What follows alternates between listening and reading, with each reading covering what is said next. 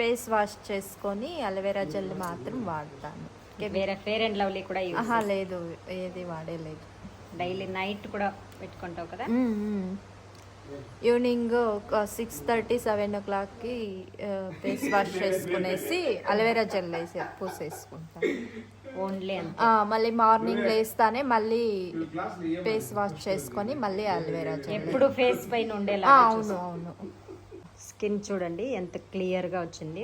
Only aloe vera gel మాత్రమే, ఇంక వేరే ఏం లేదు.